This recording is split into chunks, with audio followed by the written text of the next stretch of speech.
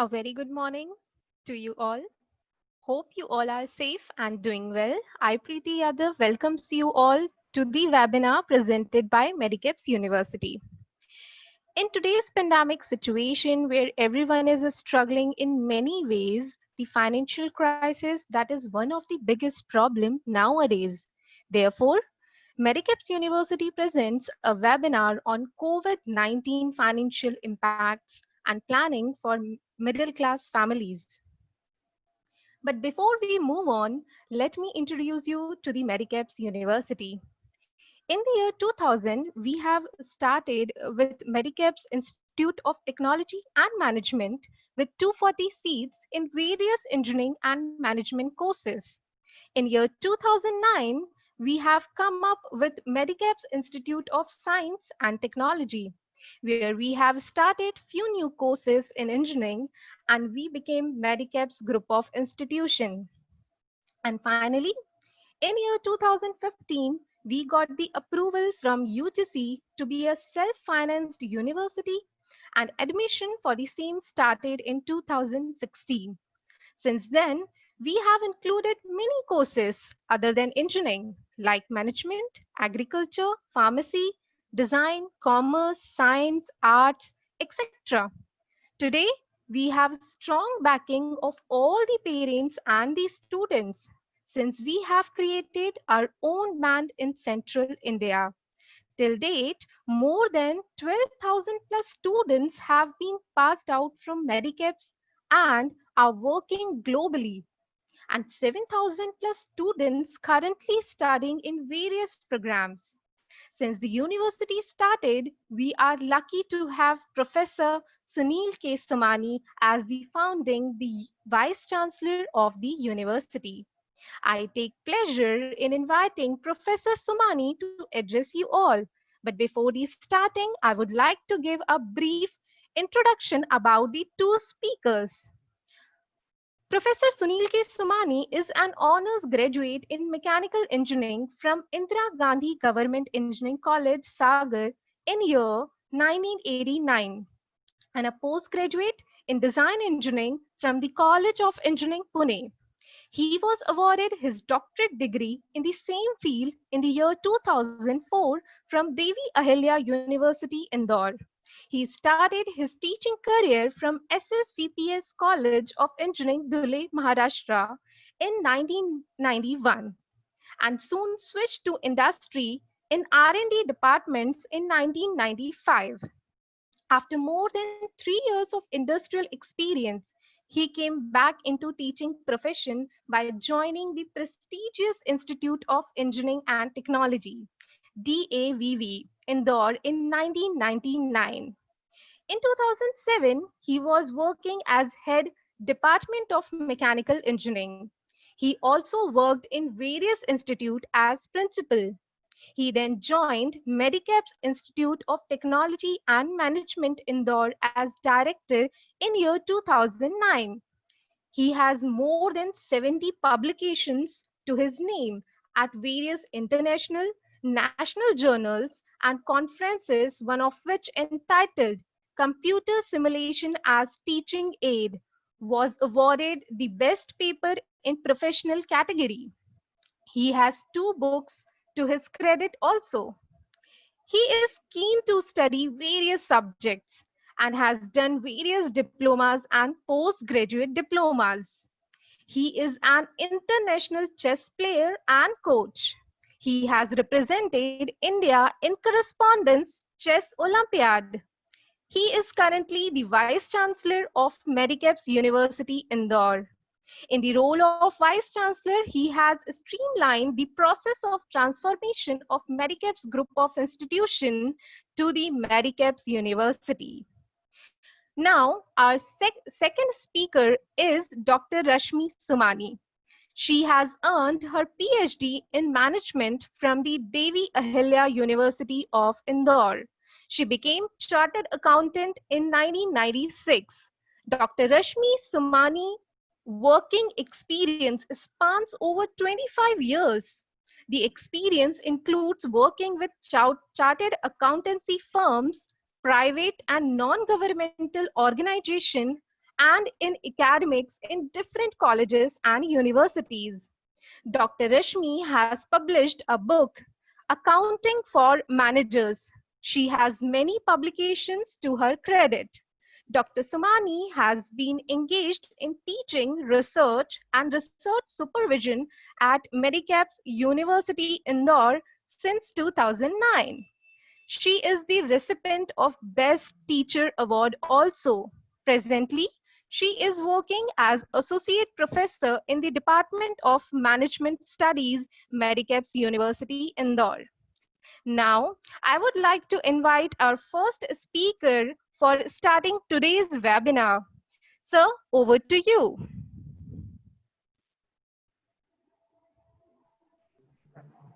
Yeah. Good morning. Thank you, Preeti. And good morning morning, everybody. Hello from Medicaps University. We have gathered for COVID-19, and the topic is related with the financial planning for the middle class family. We know that this COVID epidemic are the huge problem facing the world right now is nothing but a particular pneumonia which was declared by WHO country office in China on 31st December. Now we are almost 5 months completed, and the problem is aggravated to the extent आप यहाँ पे देखेंगे, because I have been told by the organizers you have to mix Hindi and English because most of the participants are from Hindi side also. तो आप यहाँ पे देखेंगे कि जितने कंफर्म केस है और जितनी डेथ है, this is eye opener for everybody. और पूरे संसार में now it is 217 countries, areas और टेरिटरीज हैं जहां पे ये फैल चुका है, एंड रोज इसमें इम्प्रूवमेंट हो रहा है. अल्टीमेटली हमें और पूरे वर्ल्ड को कहीं ना कहीं रुकना है, सेफ रहना है, केयर करना है, और बहुत जरूरी है. मैं यहाँ पे देख रहा हूँ कि वेटिंग में जो है 100-200 लोग और हैं. तो YouTube की जो मेडिकेप्स वेबसाइट पे आप यदि लॉगिन करेंगे, फेसबुक पेज पे आप चले जाएं medicaps.ac.in, और फेसबुक पेज पे मेडिकेप्स यूनिवर्सिटी आप देख लें तो वहां पे आप इंटर हो सकते हैं, और वहीं से आपको लाइव वहीं से मिल जाएगा और यूट्यूब पे भी मिल जाएगा. तो जितने लोग वेटिंग में हैं कृपया ध्यान देके और फेसबुक पेज से लाइव वहीं से देख लें इसको please. What is the impact of all these problems? आप यदि देखेंगे तो first problem which comes into the picture is loss of job. And loss of job के लिए whatever different agencies has worked out, उन्होंने ये देखा कि 27 मिलियन यूथ जो है इंडिया के, वो 20 से 30 साल के जो बीच के हैं, उन्होंने अप्रैल में ही अपना जॉब खो दिया. 12 करोड़ से ऊपर जो इंडियंस हैं उन्होंने अपना जॉब खोया था, और 122 मिलियन जो इंडिया के हैं टोटल यदि पूरे हम बात करें तो इन्होंने भी अपना जॉब खोया. कुछ केसेस ऐसे भी आपने सुने होंगे कि 3 मिनट की जूम पे एक कॉल की उबेर ने, और उन्होंने अपने करीब 4000 लोगों को बाहर कर दिया.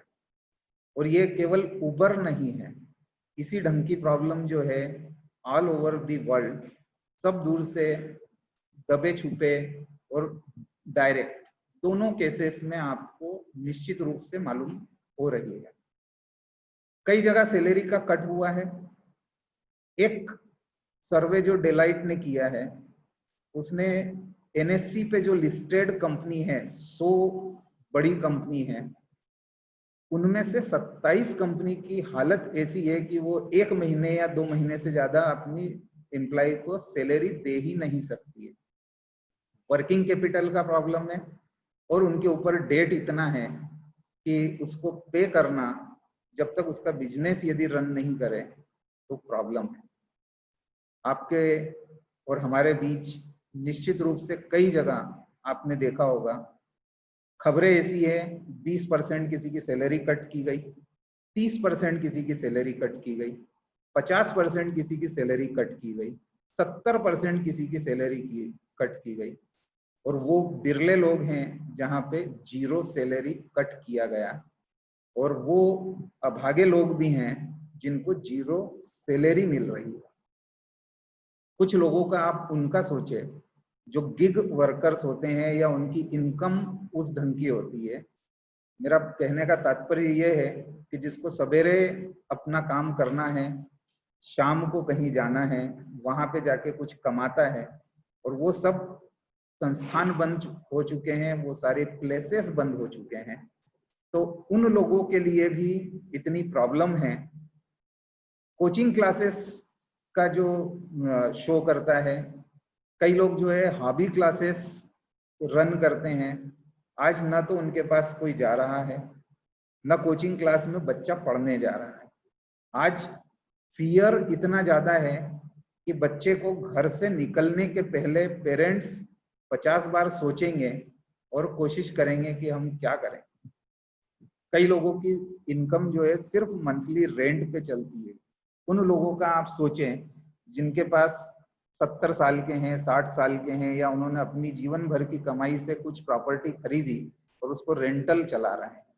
अब वहां पे यदि कोई नहीं आता है, या वो रेंट, चूंकि उसकी दुकान ही नहीं खुल रही है, तो वो रेंट अदा करने के लिए उसको प्रॉब्लम है।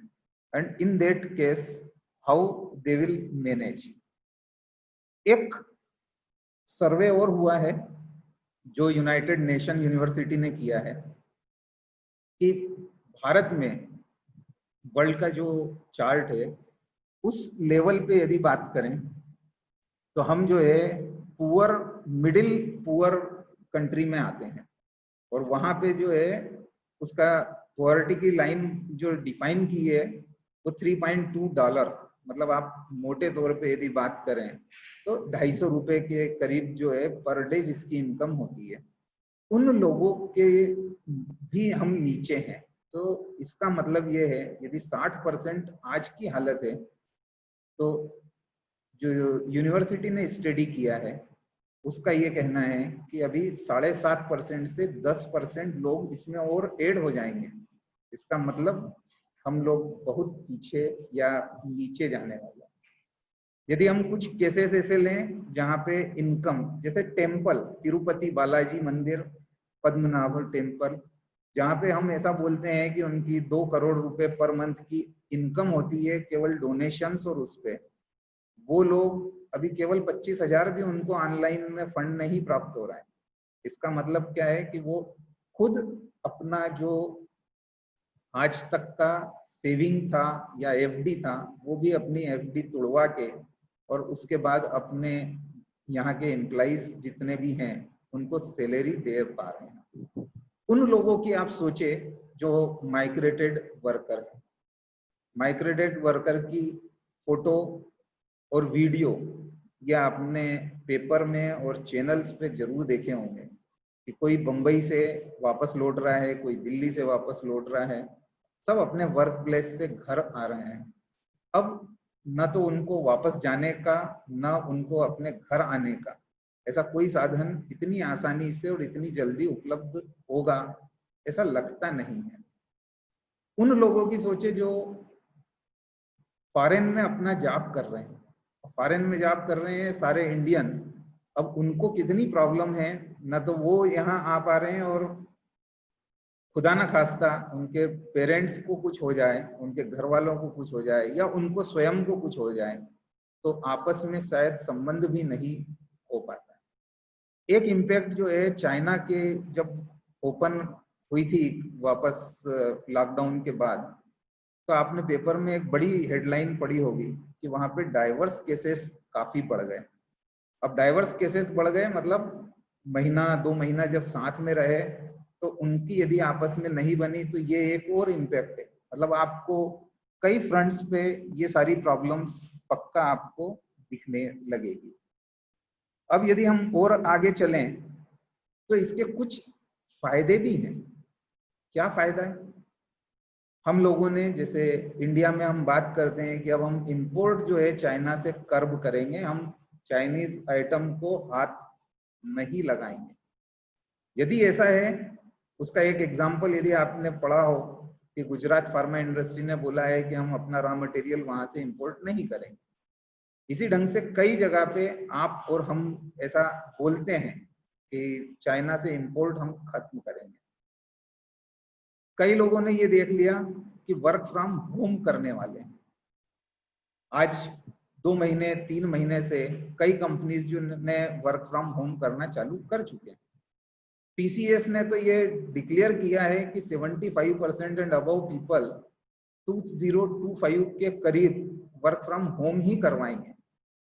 यदि हम जैक डॉर्सी की बात करें, जो ट्विटर के को फाउंडर हैं, उन्होंने अपने यहाँ पे ये डिक्लेयर किया है कि सबको ऑप्शनल है, 100% वो घर से काम कर सकते हैं।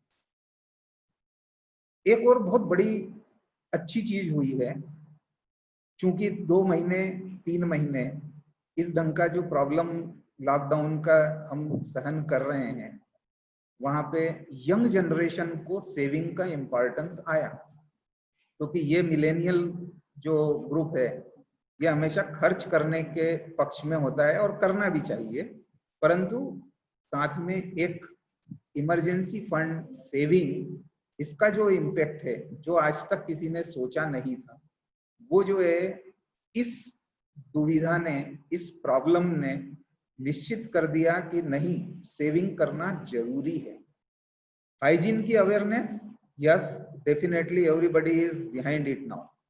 मतलब हम यहाँ बैठे हैं तो आपको और हमको सैनिटाइज करना है, रूम सैनिटाइज करना है, कंप्यूटर सैनिटाइज करना है, लैपटॉप सैनिटाइज करना है, मोबाइल सैनिटाइज करना है।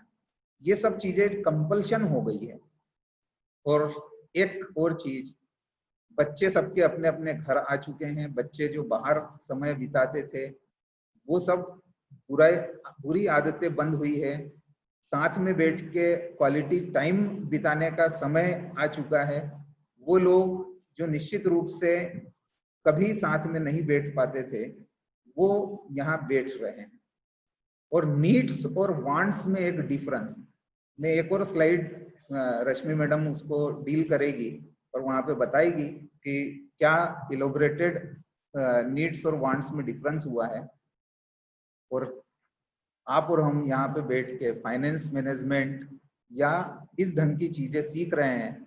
और मैं जहाँ तक ऑब्जर्वेशन है कि विगत 2 माह में जितनी ज्यादा लर्निंग सब लोगों ने की है, जो कर सकते हैं, उतनी कभी भी किसी ने नहीं की। आप आज करीब 1200 लोगों से ऊपर यहाँ पे जूम और फेसबुक, यूट्यूब के माध्यम से जुड़े हुए हैं, तो सब लोग लर्निंग के लिए तैयार हैं और ये अपॉर्चुनिटी उनको अब मिली है।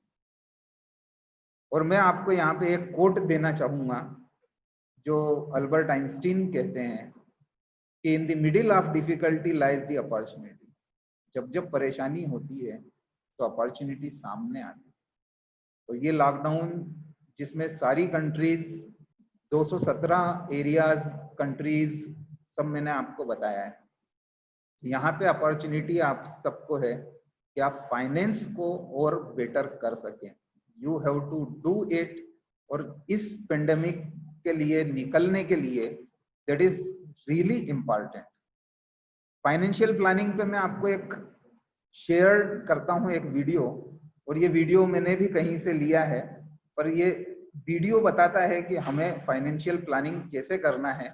तो just check how the financial planning is there.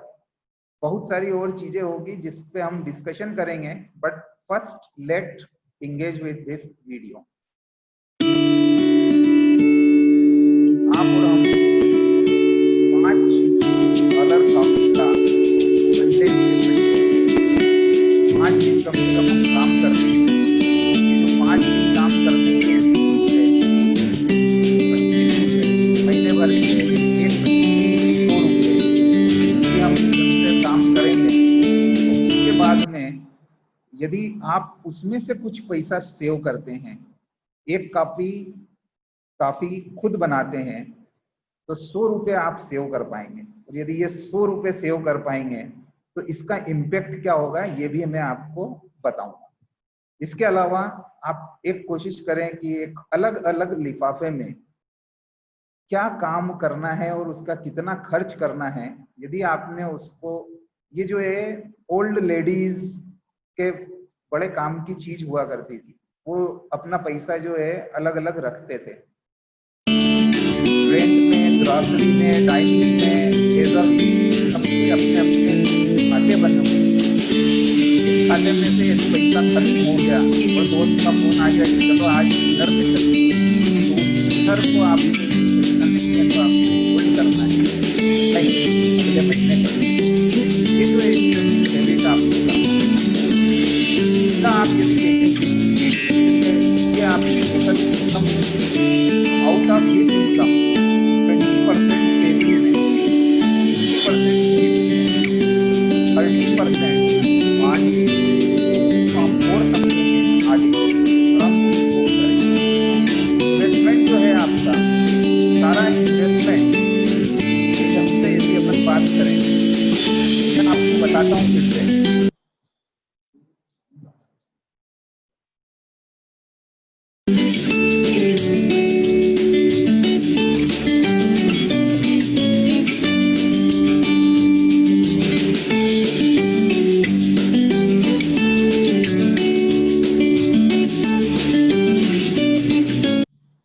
ये जो आपने देखा यहाँ पे कि हम कई चीजों में खर्च करते हैं और उसके कारण हमारे पास डेट हो जाता है, छोटा डेट, बड़ा डेट और बड़ा डेट।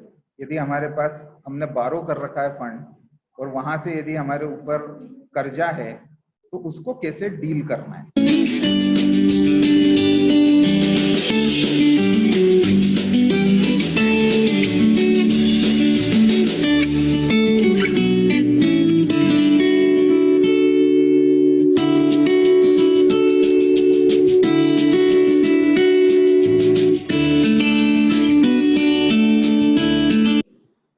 सबसे पहले सबसे छोटा जो आपके पास डेट हो उसको खत्म करें, उसके बाद बड़े को करें, उसके बाद और बड़े को करें, और इसको हम स्नोबॉल मेथड।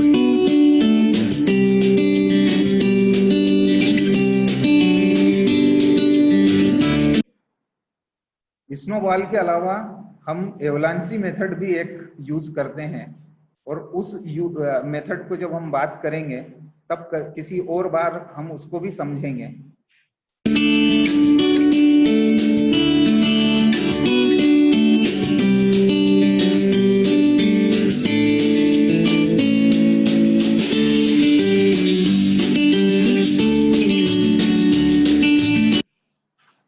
सिंपल इंटरेस्ट और कंपाउंड इंटरेस्ट का फंडामेंटल यहाँ पे समझाया है।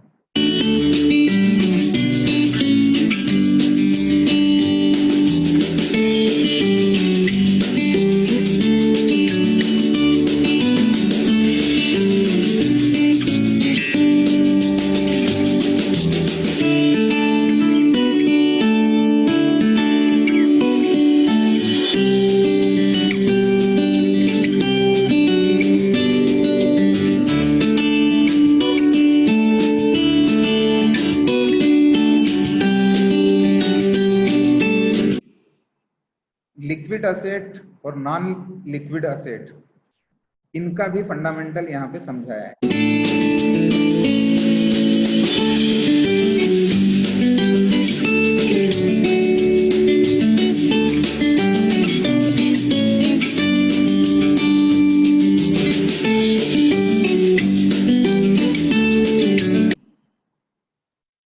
इस पूरे वीडियो से हमने कुछ चीजें सीखी है, और अब मैं रश्मि मैडम से निवेदन करूंगा कि इसके आगे थोड़ा सा डील करें।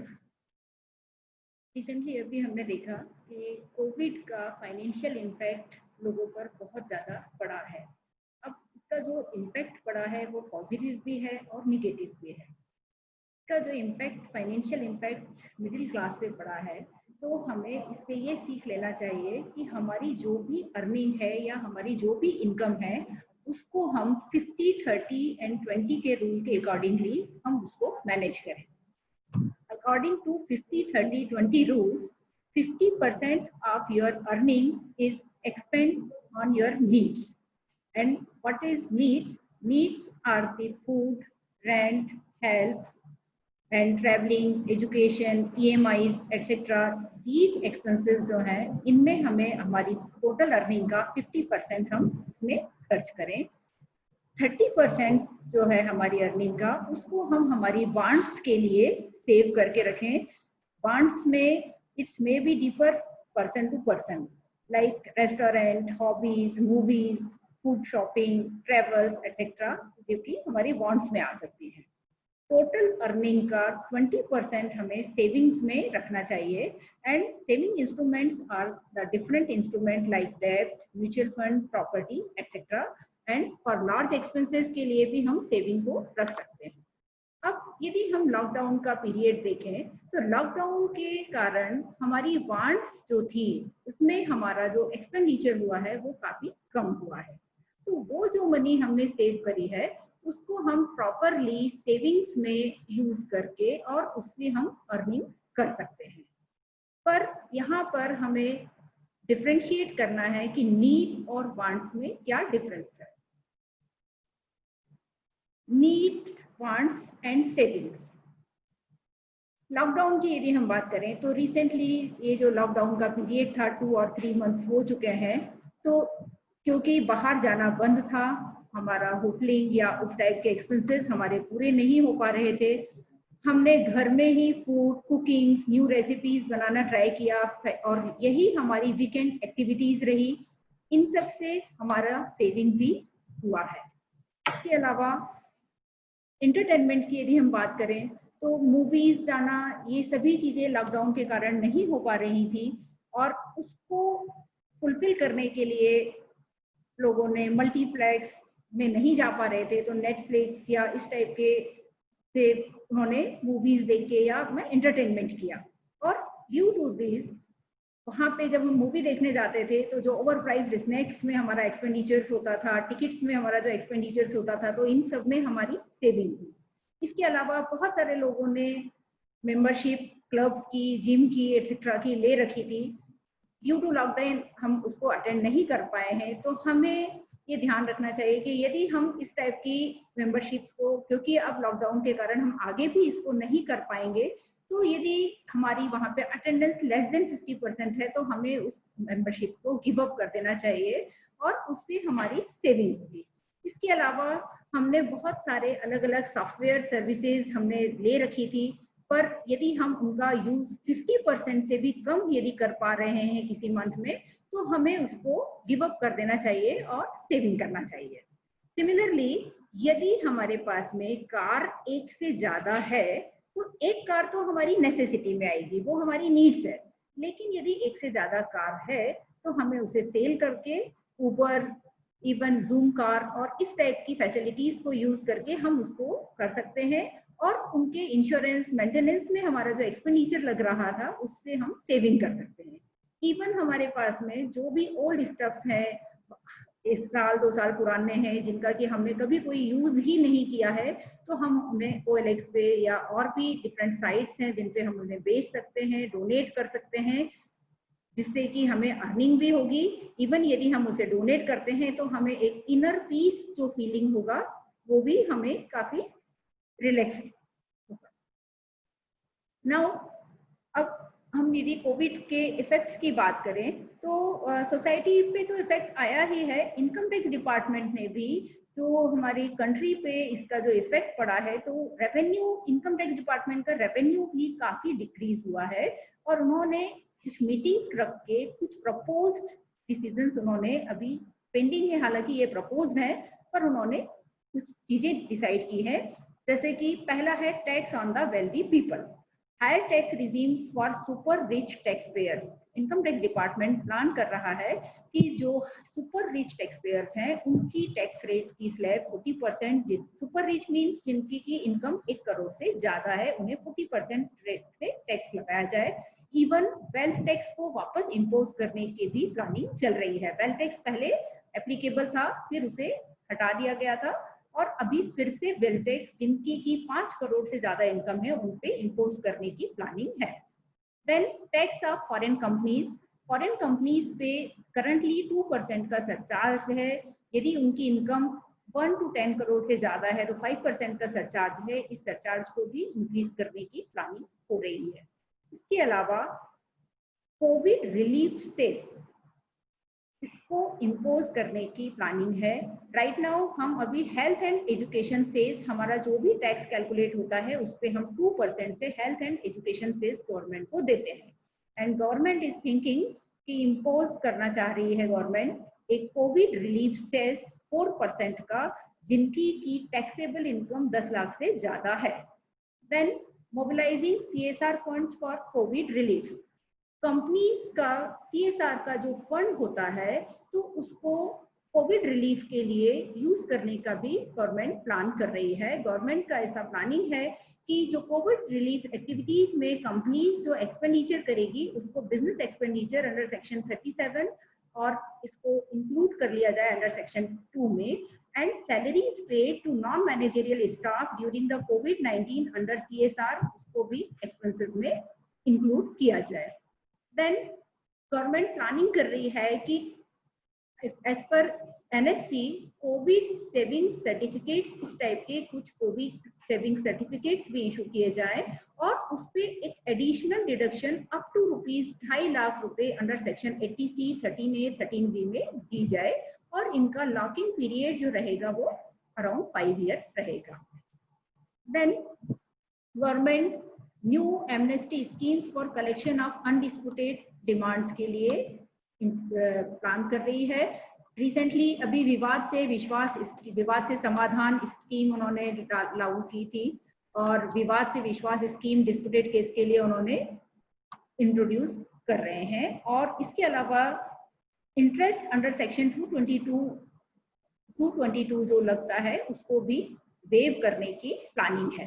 Then reintroduction of the inheritance tax. Inheritance tax levied in developed countries around, और इसका जो रेट होता है अराउंड 55% है। इंडिया में inheritance tax टिल 1985 तक था, पर अब digitization, digital information and administrative work के कारण अभी गवर्नमेंट फिर से इसको एप्लीकेबल करने का प्लान कर रही है।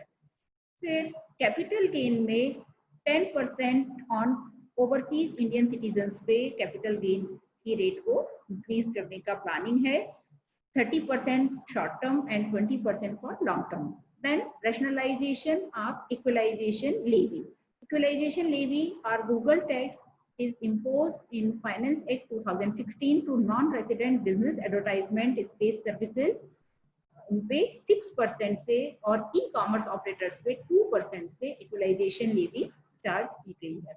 Then give it up campaign government ने इंट्रोड्यूस कर रखा है कि LPG सब्सिडीज जो मिलती है उसको गिव इट अप किया जाए। जो सुपर रिच पर्सन है वो उनको इंकरेज कर रहे हैं कि वो सब्सिडीज को गिव इट अप करें एंड एटलीस्ट 1 टैक्स सब्सिडी या tax reduction, tax concession for a year उन्हें गिव अप करना है।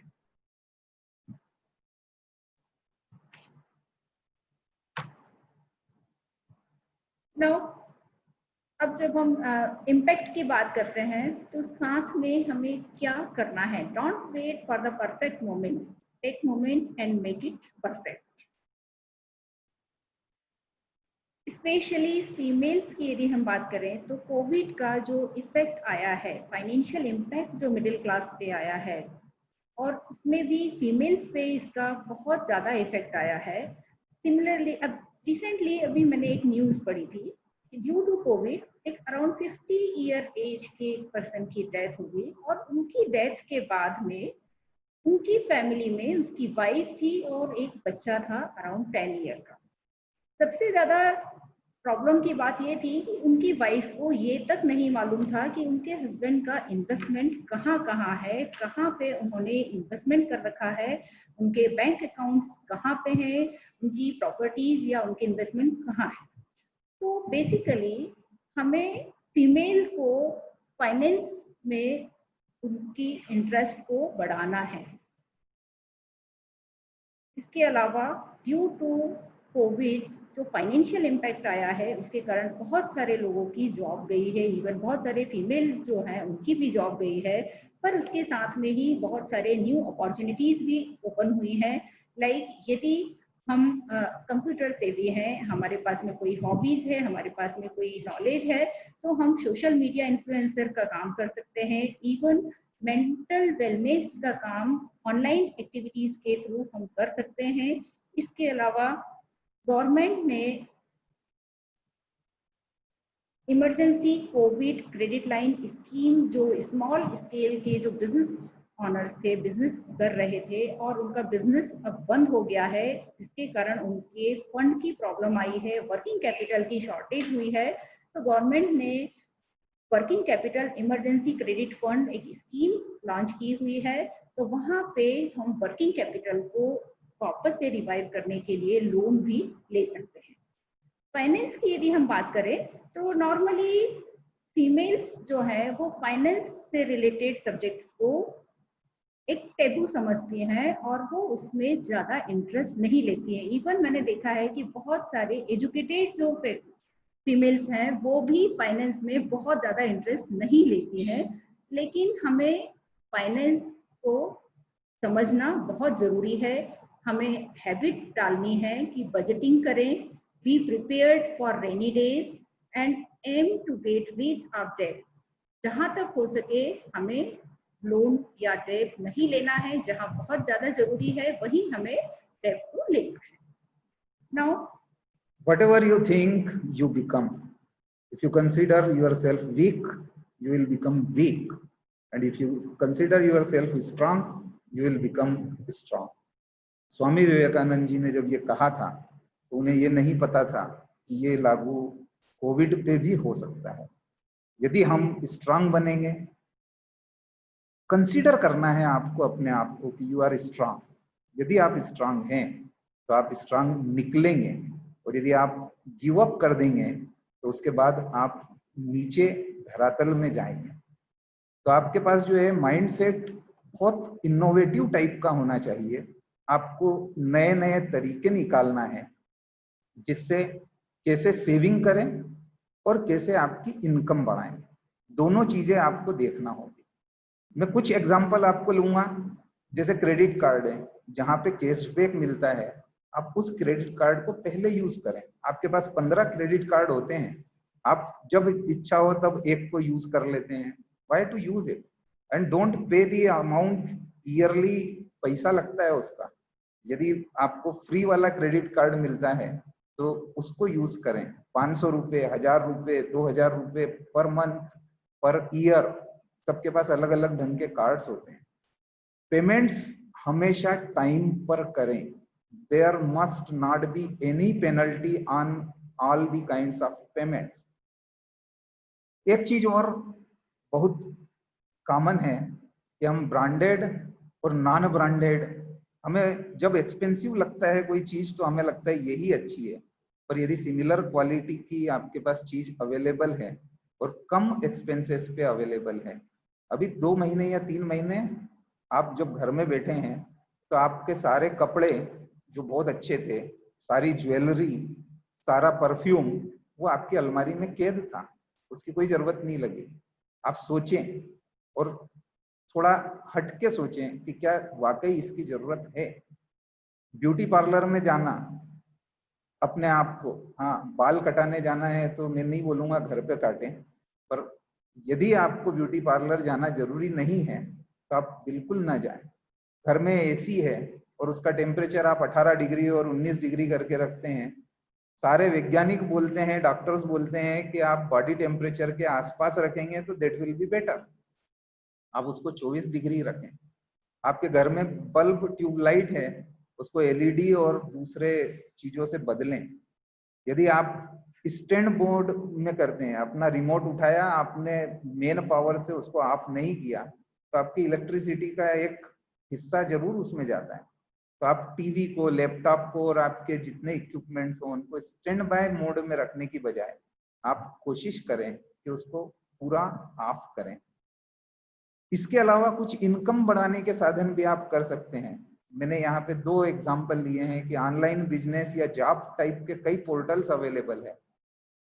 जो आज घर पे काम नहीं कर रहे हैं वो तो उसको कर ही सकते हैं, पर आपको डबल इनकम के साधन आपको ढूंढना होंगे जिससे कि आप ऑफिस आवर के बियॉन्ड भी आप काम कर सके। कुछ वेबसाइट के नाम मैंने यहाँ पे मेंशन किए हैं।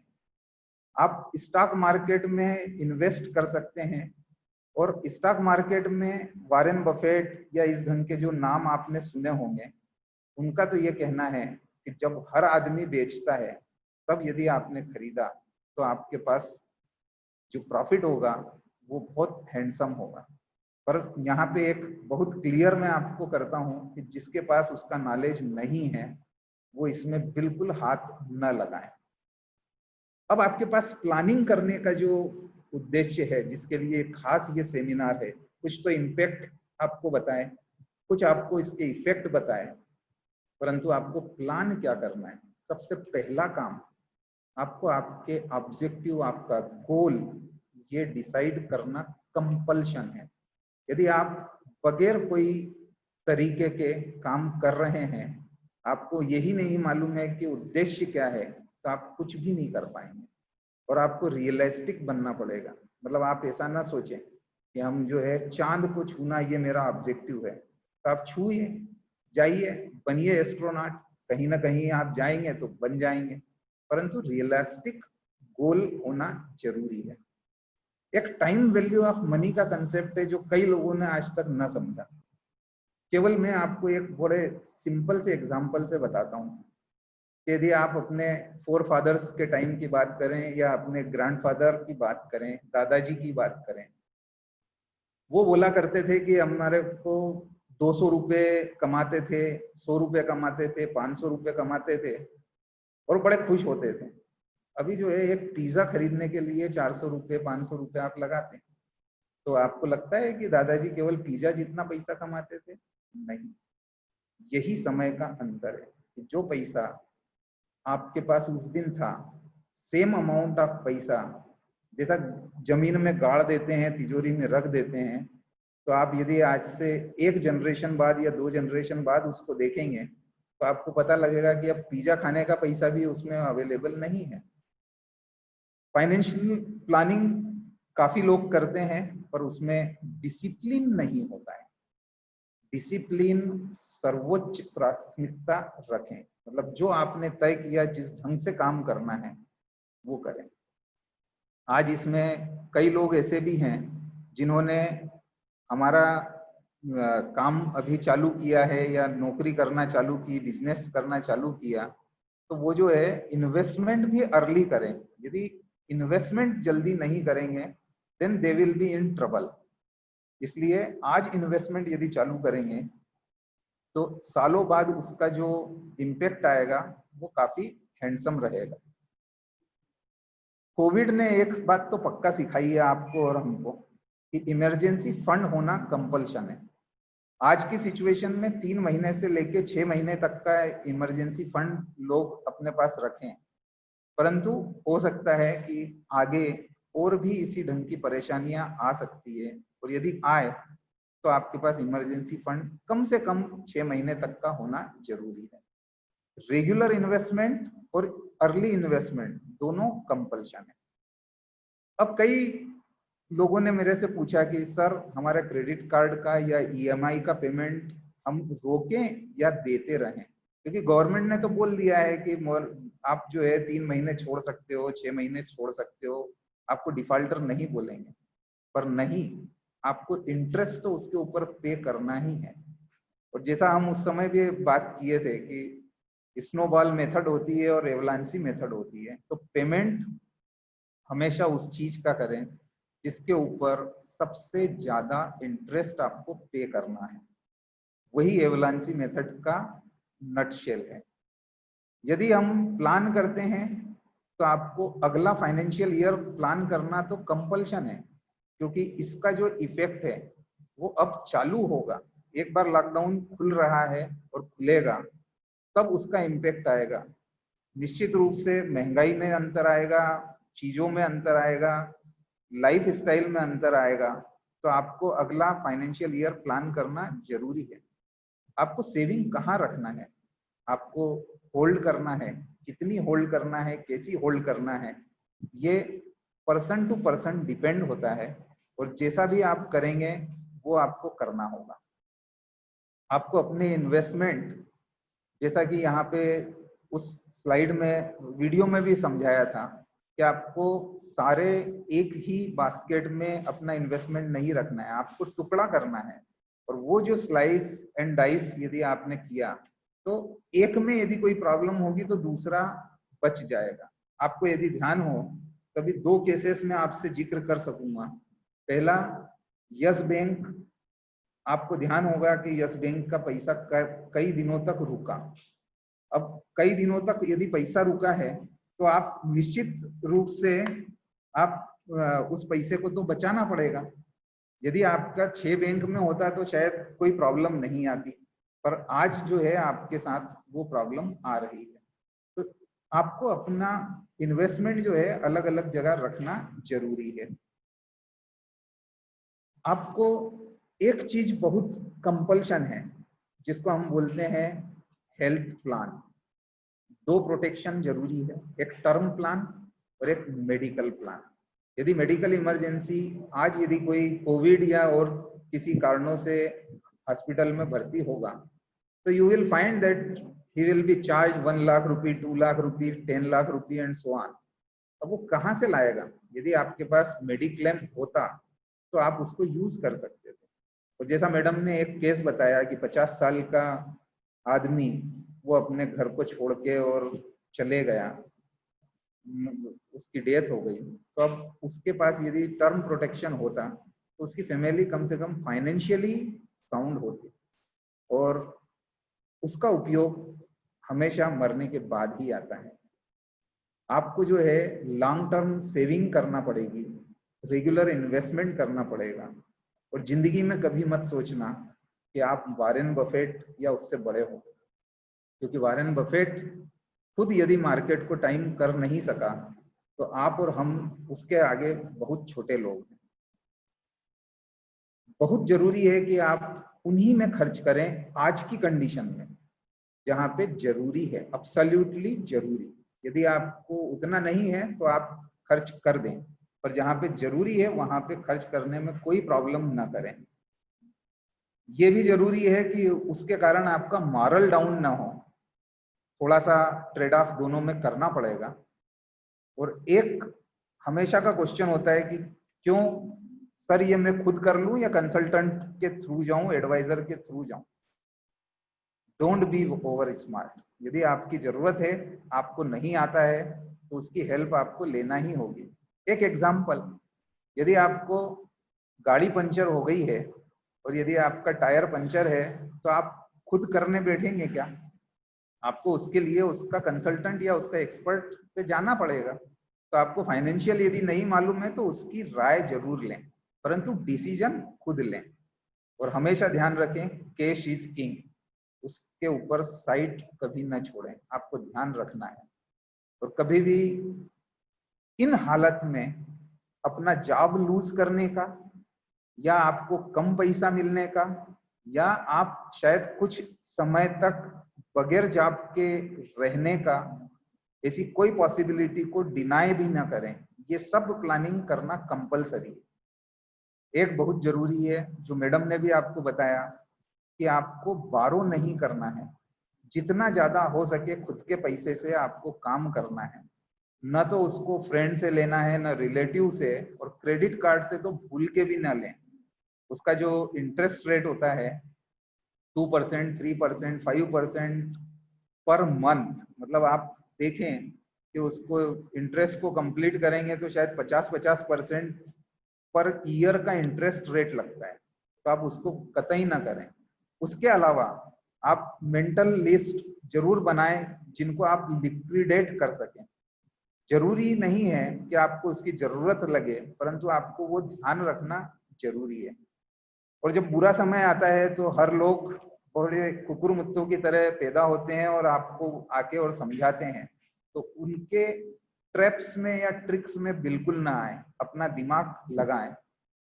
एक और एग्जाम्पल था जो कई बार मेरे से कई लोगों ने डिस्कशन किया है कि हमारे पास जो है आज 7.25% की एफडी हम कर रहे हैं, परंतु सीनियर सिटीजन के नाम पे 7.75 की होती है, तो क्या करें? तो आप अपने पेरेंट्स जो सीनियर सिटीजन हैं, आप उनके नाम से उस एफडी को आप कर सकते हैं, क्योंकि उनको जो है इनकम टैक्स कई लोगों को तो लगता ही नहीं है, और कुछ यदि लगता भी है तो कम से कम आपको 0.5% इंटरेस्ट ज्यादा मिलेगा। एक लाइटर साइड में आपको एक जोक भी सुनाऊंगा।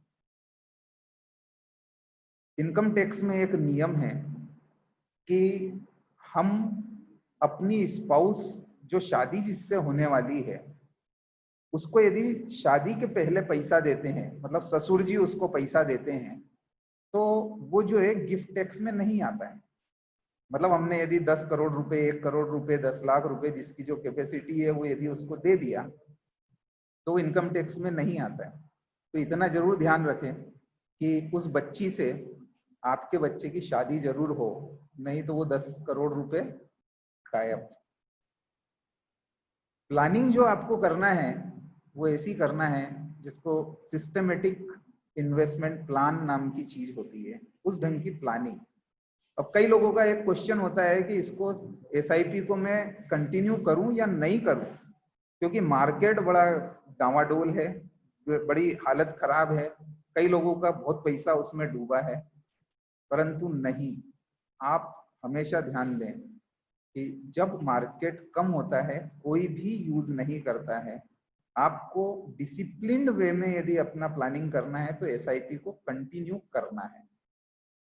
स्टॉक मार्केट में इन्वेस्टिंग जब तक समझता नहीं है तब तक बिल्कुल ना करें। एसआईपी के माध्यम से और म्यूचुअल फंड के माध्यम से जरूर कर सकते हैं, अदरवाइज उसमें हाथ न लगाएं, चलने के चांसेस ज्यादा होते हैं। आपके पास जो पैसा है उसको एसेट का एलोकेशन कैसे करना है, जैसे कि आपने एक वीडियो में भी देखा था कि कुछ प्रॉपर्टी में रखें, कुछ गोल्ड में रखें, कुछ एफडी में रखें, कुछ म्यूचुअल फंड में रखें, कुछ स्टॉक मार्केट में रखें, और जिसको जो समझता है उन सारे चीजों में आप रख सकते हैं और उसको निश्चित रूप से यूज करें। एक और चीज मैंने यहाँ पे लिखी है कि trade off the long term and short term saving and expenses. आपने रिटायरमेंट के लिए कुछ आपने विहल फंड यूज कर रखा है और उसकी एसआईपी करते हैं, तो आप शायद आपको यदि अभी जरूरत है तो आप उसको होल्ड करें, शॉर्ट टर्म के जो एक्सपेंसेस हैं उसमें यूज कर लें, और बाद में जब आपके पास ज्यादा पैसा आए तब उसको लॉन्ग टर्म में फिर से लगा सकते हैं। बहुत इंपॉर्टेंट ये है कि आप अपने खर्च का एक एक पैसा रिकॉर्ड करके रखें। यही वो चीज है जिससे कि आपको पता लगेगा कि कैसे और कहां और कितना वो पैसा लगाना है। इसके लिए कई सॉफ्टवेयर्स आते हैं जिसको आप यूज कर सकते हैं, जिसमें मनीफाई, एमएस प्रॉफिट, ये सब फ्री वाले सॉफ्टवेयर है, ओपन सोर्स है, कोई प्रॉब्लम नहीं है, आपको कोई पैसा नहीं लगेगा। आप उसको डाउनलोड करें, अपने मोबाइल पे, स्मार्टफोन पे भी यूज कर सकेंगे, और उसके साथ में आप निश्चित रूप से अपना पूरा ट्रैक रख सकेंगे। कई लोगों से मैंने एक चीज और सुनी है, उनको ये नहीं पता होता है कि उन्होंने जो इन्वेस्टमेंट किया है उसकी आज की वैल्यू क्या है और कहाँ कहाँ कितना इन्वेस्टमेंट है। मैडम ने जैसा आपको बताया कि कई महिलाओं को तो ये जिंदगी में नहीं पता कि उसका जो इंटरनेट का यूजर नेम क्या है और पासवर्ड क्या है, उनके हस्बैंड या उनके बच्चे उसको ऑपरेट करते हैं। नहीं, जरूरी ये है कि आपको मुसीबत के समय में याद होना चाहिए और आप उसको यूज करें।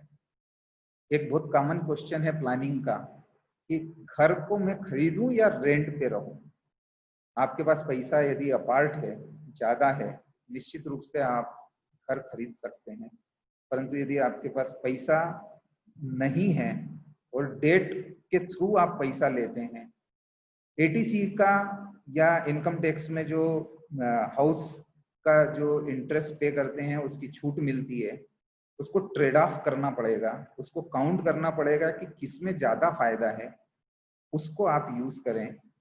कॉमन नोशन ऐसा है कि हमें घर खरीदना है, इमोशन एक प्लानिंग में, कम से कम फाइनेंशियल प्लानिंग में इमोशंस को साइड में रखें, एक गड्ढा खोद के उसके अंदर गाड़ दें, क्योंकि वही एक तरीका है जिससे कि आप सही डिसीजन फाइनेंशियली ले सकेंगे। तो आपको क्या करना है या नहीं करना है वो आपको समझ में आएगा। इन्वेस्टमेंट करें या मेरे जितने कर्जे हैं उसको निकाल दें।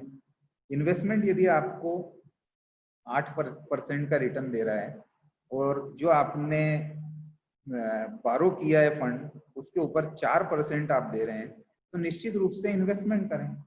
परंतु यदि आप इन्वेस्टमेंट का रिटर्न 8% ले रहे हैं और आपने फंड जो लिया है वो 12% पे ले रखा है, तो आप निश्चित रूप से गलत कर रहे हैं, तो आपको उसको सुधारना पड़ेगा। और हमेशा एक बात का ध्यान रखें कि इन्वेस्टमेंट कोई भी करें अगले दिन फल नहीं देता है। यदि आप आम का एग्जाम्पल लें, जाम का एग्जाम्पल लें और धनिया का एग्जाम्पल लें, तो कुछ चीजें जल्दी होती है और कुछ चीजें बाद में होती है। यही इन्वेस्टमेंट का हाल होता है। तो आप ये ध्यान रखें कि आपको इन्वेस्टमेंट में टाइम देना होगा। रिकॉर्ड्स जो है वो निश्चित रूप से आपके पेरेंट्स को, आपके जीवन साथी को, आपके बच्चों को, सबको मालूम होना चाहिए। और कहाँ है, मतलब रिकॉर्ड से याद रखने का मतलब ये नहीं कि आपका पासवर्ड आपके दोस्त को दे दो और वो उसमें से पैसा निकाले और गायब हो जाए। आपको ये ध्यान रखना है कि इतना हेल्दी चीजें होना चाहिए और जितनी जानकारी दूसरों को देना है वो कंपल्सन। कोविड की दशा में एक और सबसे बड़ी परेशानी है कि कब कौन खत्म हो जाएगा किसी को पता नहीं।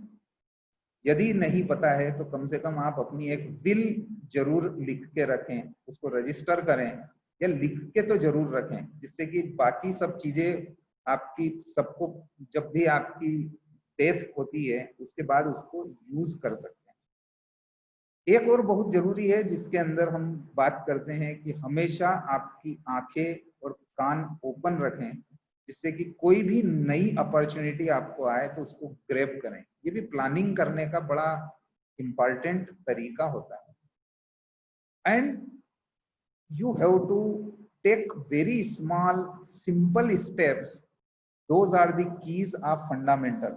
हमेशा ध्यान रखें कि वही काम आते हैं। और सबसे ज्यादा ईमानदार आप अपने प्रति रहें, क्योंकि डिसिप्लिन होना और ईमानदारी आपके पास होना, तभी आप फाइनेंशियली अच्छे साउंड हो सकेंगे। हमेशा सेफ रहें, पॉजिटिव रहें, क्योंकि ये जो समय है वो आएगा जाएगा। हमने हमेशा देखा है कि कई बार कई चीजें प्रॉब्लमेटिक हुई है और उन चीजों को हमेशा धीरे से जाना होता है। Life is really complicated and don't try to find the answer, because when you find the answer the life always change the question. Covid पहले नहीं था, आज हो गया। इसके पहले कई चीजें हुई है। मैंने कई लोगों से डिस्कशन किया, उसमें उन्होंने 100 साल में भी ऐसा समय कभी नहीं देखा। तो ये पहली बार देखा। आपके बच्चे, हम ये इसको फील कर रहे हैं। थोड़े दिनों बाद आप और हम इसको भूल जाएंगे, नई समस्या का जन्म होगा, परंतु वो भी पास होगी और कुछ और नया आएगा। हम और आप दोनों हमेशा ध्यान रखें, खुद को स्वस्थ रखें, मेंटल स्ट्रेस को हटाएं, पॉजिटिव रहें और ये ध्यान रखें, जैसा कि हर बार बोला जाता है कि ये ओपिनियन हमारे पर्सनल एक्सपीरियंस का नतीजा है। आपको इसमें से क्या यूज करना है, क्या नहीं करना है, खुद सोचें। आपके फाइनेंशियल एडवाइजर से बात करें। हम इन किसी भी चीज की रिस्पॉन्सिबिलिटी या लाइबिलिटी नहीं ले सकते, परंतु निश्चित रूप से आप और हम यदि ये समझेंगे कि डिसिप्लिन्ड वे में, ऑनेस्ट वे में यदि हम काम करेंगे, तो we will definitely have a good time ahead. ये कई रेफरेंसेस मैंने यहाँ पे लिखे हैं, और ये जो स्लाइड्स हैं, पीपीटी है, ये जो है मेडिकेप्स की वेबसाइट पे, फेसबुक पेज पे, मेरे फेसबुक पेज पे, ट्विटर हैंडल पे, लिंक्डइन पे, सब पे ये मैं अवेलेबल कर दूंगा, इसलिए कोई प्रॉब्लम नहीं है। आप और हम ऐसे कई रेफरेंसेस पढ़ सकते हैं, डिटेल में जा सकते हैं। हमेशा मेडिकेप्स तत्पर होता है सबकी सेवा के लिए, अच्छी एजुकेशन देने के लिए, और हम भी चाहते हैं कि आम जनता, पब्लिक, उनको भी यदि हम कुछ अच्छा कर सकें तो निश्चित रूप से कर पाएंगे। मैं इसके बाद में कुछ क्वेश्चन आमंत्रित करता हूं जो आए हैं, और ये जो क्वेश्चंस हैं वो मुझे दिए गए हैं, तो I will take those questions. हमारे पास कुछ क्वेश्चंस हैं जिसको हम एक एक करके ले रहे हैं। मैं यहाँ से स्लाइड्स को और इनको मैं खत्म कर रहा हूँ और क्वेश्चंस को लेने की कोशिश कर रहा हूँ। क्वेश्चंस में जो है, सबसे पहले हमारे पास क्वेश्चंस है। पहला क्वेश्चन है, the pattern of return from the stocks and gold have been dramatic in last few days. What type of investment will now benefit the middle class family? यदि हम देखें स्टॉक मार्केट या gold, इनके जो returns हैं, किसी के returns काफी तेज और किसी के रिटर्न काफी कम, दोनों केसेस हुए हैं। गोल्ड का जो रेट आज है वो शायद किसी ने कभी नहीं देखा था। स्टॉक मार्केट की जो पिटाई हुई थी वो भी कई लोगों ने नहीं देखी थी।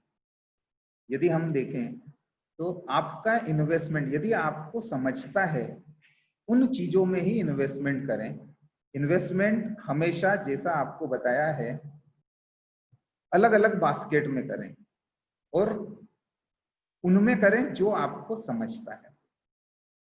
दूसरा क्वेश्चन एक है, can mutual fund have beneficiary according to कोविड-19 सिचुएशन? अब इसके अंदर जो है क्वेश्चन आपका ये था कि म्यूचुअल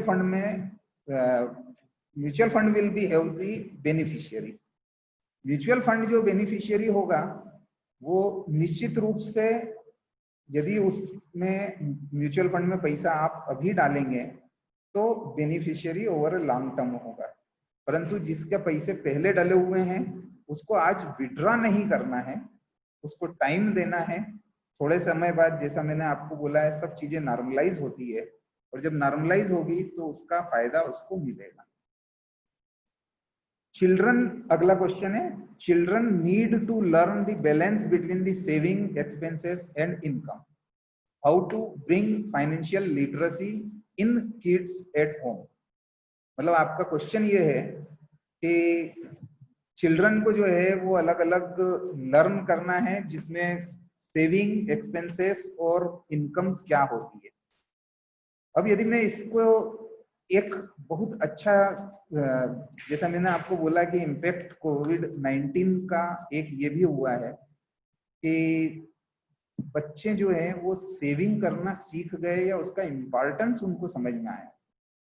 यदि ये चीज आप समझाते या कोई और समझाता तो उनको बड़ा बुरा लगता, परंतु समय ने जो सिखाया है वो ऑटोमेटिकली उनको समझ में आने लगा है। और भारत वर्षों से सेविंग की महत्ता को समझता आया है, अनलाइकली दी फॉरेन कंट्रीज, जहाँ पे जो है सेविंग को कभी ध्यान ही नहीं देते हैं। तो इसलिए जो है आपको ये बराबर ध्यान दें कि बच्चों को समझ में आने लगा है, परंतु उनको कुछ अच्छी किताबें जरूर पढ़ाएं, जैसे रिच डैड पुअर डैड। आप यदि गूगल करेंगे आपको ये नाम मिल जाएगा, आप उस किताब को पढ़वाएं, खुद भी पढ़ें पहले तो, और उसके बाद में उसका जो जिस्ट है, यदि बच्चा पढ़ लेता है तो बहुत अच्छी बात है, क्योंकि वो दो बच्चों की ही कहानी है। उसके अंदर वो समझाते हैं कि किसका डैड रिच है और किसका डैड पुअर है और क्यों है। तो वो जो फाइनेंशियल लिटरेसी है आपकी, वो आप हमेशा कर सकते हैं। एक क्वेश्चन आया है कि what should be the role of government in this situation. सबसे पहले मैं आपको बहुत क्लियर एक बात बताता हूं कि गवर्नमेंट पूरे देश को साथ में लेके चलने की कोशिश करती है। गवर्नमेंट ये कोशिश करती है कि जितने पुअर लोग हैं उनके ऊपर जरा ज्यादा कंसंट्रेशन हो, इसलिए मिडिल क्लास फैमिली अनफॉर्चुनेटली सबसे ज्यादा पिसती है। इसका कारण सिर्फ एक है कि मेंटेलिटी जो है वो पॉलिटिशियंस की और हम लोगों की कुछ अलग ढंग की है। तो इसको आपको ध्यान में रखना है। हालांकि गवर्नमेंट जो है अपने तरीके से काफी काम कर रही है, बट बहुत ज्यादा एक्सपेक्ट मत करें, क्योंकि यदि 500 रुपए किसी के अकाउंट में आ गए तो 500 रुपए से जीवन यापन नहीं होने वाला है। आपको अपनी लॉन्ग टर्म स्ट्रेटेजी खुद को बनाना है। तो ये जो है गवर्नमेंट की तरफ से आपको ध्यान नहीं देना है। What will be the impact of COVID-19 on Indian economy? अब सबसे पहले यदि हम एक बात का ध्यान दें कि इम्पैक्ट यदि इंडियन इकोनॉमी, मेरा तो ये मानना है कि पूरे वर्ल्ड की इकोनॉमी पे इसका बहुत सीवियर इम्पैक्ट आएगा। और ये जो इम्पैक्ट है आपको 3 महीने और 6 महीने में फील होगा और समझ में आएगा। ऐसा कहा जाता है कि stock market discounts all those things which are known to them। उनको पता है कि 3 महीने बाद क्या होने वाला है। जैसे कि एग्जांपल यदि मैं लूं तो आपकी जो ऑटोमोबाइल इंडस्ट्री है उसमें किसी भी इंडस्ट्री का महीनों से सेल नहीं हुआ। 2 महीने यदि हो गए तो उनका क्वार्टर जो है वो जीरो गया, और जब जीरो गया तो ये ऑलरेडी मार्केट डिस्काउंट कर चुका है। तो हम यदि ये सोचें कि हम मार्केट को आज कर लेंगे, टाइम कर लेंगे, तो वो गलत है।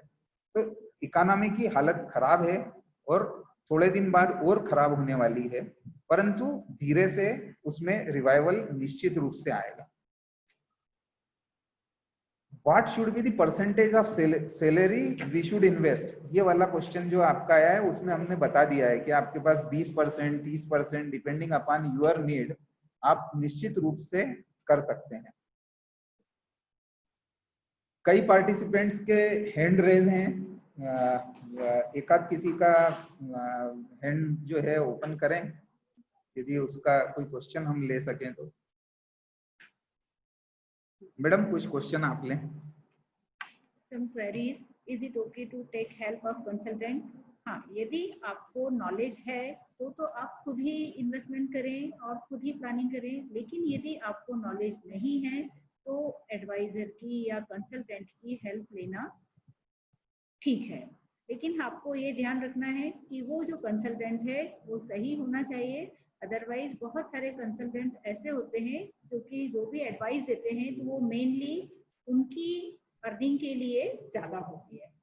मैं डॉक्टर अलका रघुनाथ उनको अनम्यूट कर रहा हूँ, हैंड रेज है, अपना क्वेश्चन करें अलका मैडम।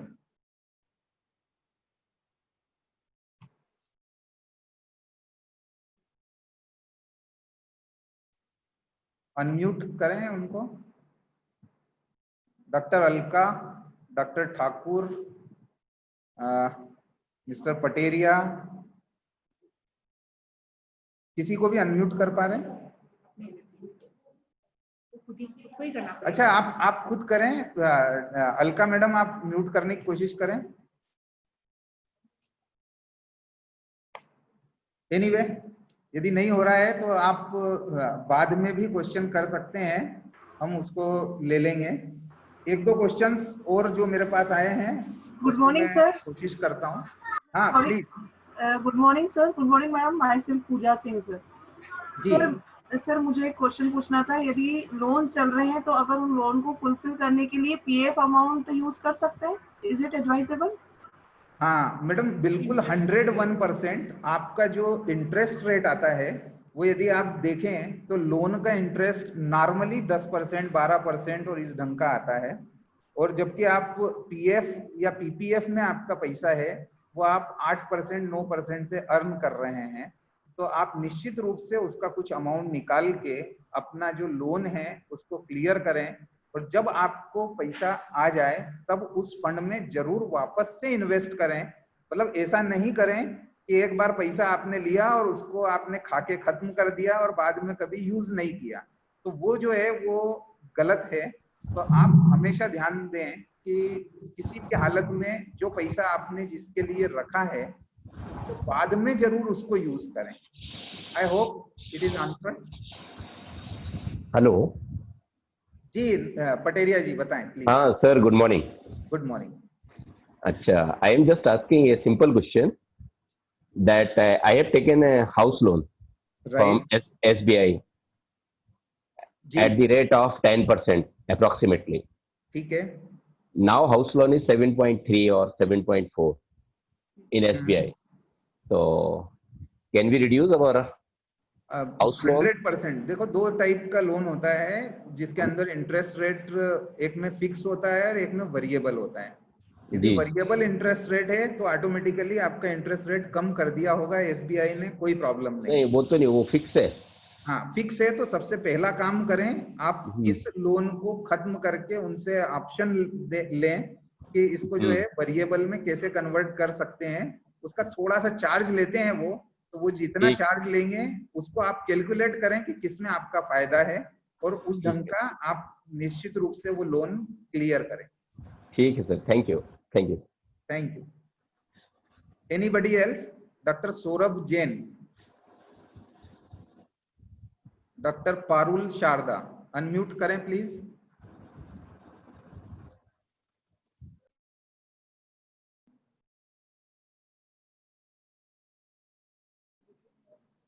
जी सर, सौरभ जैन बोल रहा हूँ। जी Saurabh sir. Good afternoon sir. Sir एक छोटा सा क्वेश्चन था मेरा। यदि इन्फ्लेशन को बीट करना है तो इन्वेस्टमेंट से हम कितना एक्सपेक्ट कर सकते हैं रिटर्न एटलीस्ट? आपको एक अभी का जो थंब रूल है उसको आप मान के चलें कि जब तक 12% से ज्यादा आप रिटर्न नहीं ले रहे हैं तो आप कुछ नहीं कर रहे हैं। हालांकि इन्फ्लेशन का रेट अभी उतना नहीं है, but looking to different situation and contingencies, जब तक आप अपने इन्वेस्टमेंट से 12% का रिटर्न नहीं ले रहे हैं तो आप इन्फ्लेशन को बीट नहीं कर पाएंगे। जी सर, थैंक यू।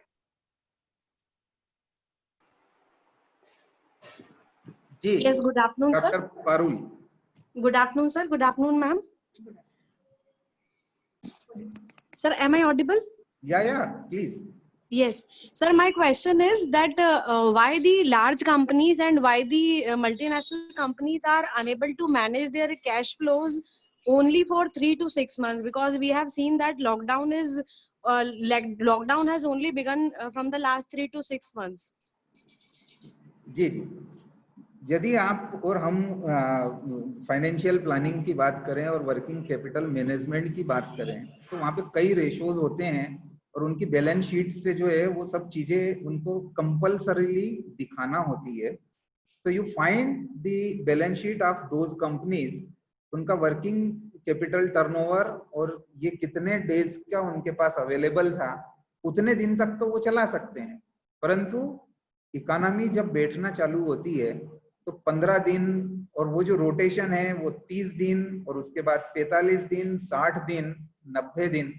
और आपने अभी हाल देखा है कि हम लोग जो है करीब 3 महीने होने वाले हैं जब से ये लॉकडाउन है, तो कई कंपनी का जो इंटरेस्ट रेट है, डेट पोर्शन है, वो इतना ज्यादा है कि वो उसको मैनेज कर ही नहीं सकते हैं।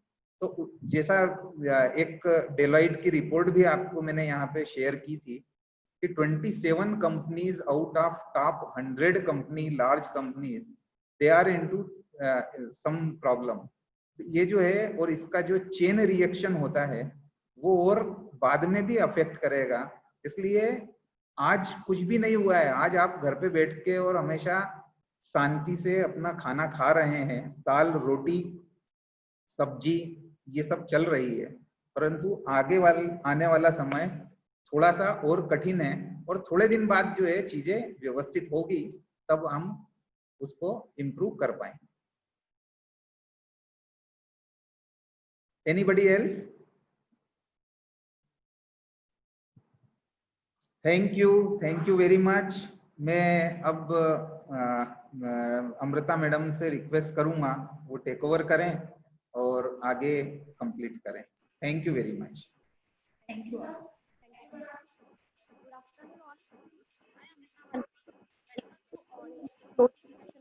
Seminar. Minds get great ideas. When they come together, this was one such occasion. Professor Sunil K. Somani, the Honorable Vice Chancellor of Medicaps University, not only an expert at mechanical engineering, but also at financial management. You all have heard of these deep insights in today's lecture. Sir, I thank you for being a mentor in this situation of crisis. I also thank Dr. Rashmi Somani for being a guiding light in today's seminar. But a strong backing is always needed for the successful completion of such tasks. We have a wonderful leader as a Dr. Pradyuman Yadav, the Registrar at University, leading the supporting team successfully. I also thank Mr. Sriakant, Dr. Prashant Khan, Mr. Kapil Srivastava, Dr. Rajesh Arya, whole backup team, and especially all the participants for their patient listening. Hope we all keep gathering together for better causes. Thank you. Have a great day. Thank you all of you.